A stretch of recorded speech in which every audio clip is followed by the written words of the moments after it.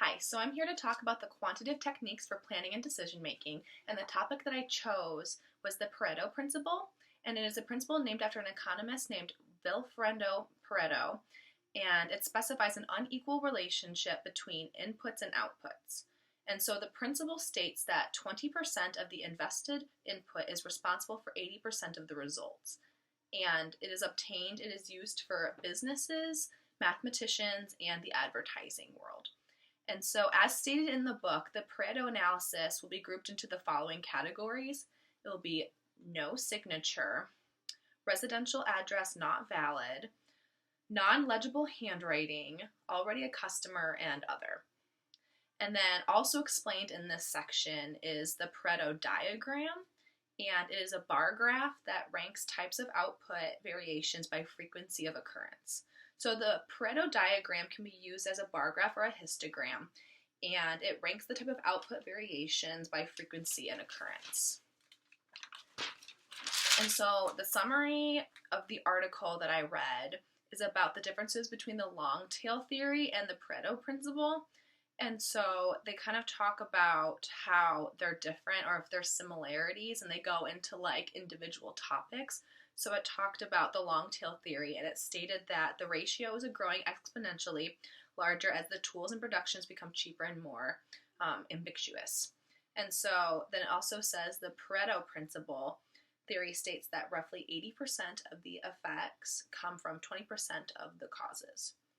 And then the example that the article gave to help grasp the concept was Microsoft correcting 20% of reported bugs, and then 80% of those people could eliminate the problem based off of that 20% that they found for the problem.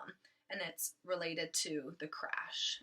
And so they had another section for the opposing article, and it said in the section of the article, it explained why people thought they contradicted each other. And so, for example, it says, if I follow the 80-20 rule, I should aim for more popular terms instead of more specific searches. And so that kind of like goes in depth with the opposing thinking that they don't have anything in common. So that was kind of interesting to read about.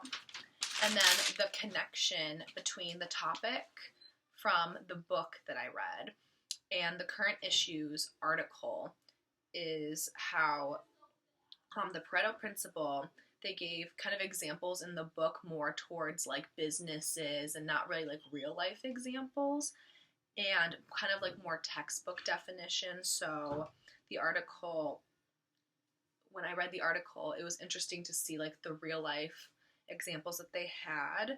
And then they also had more diagrams and like pictures in the book versus the article.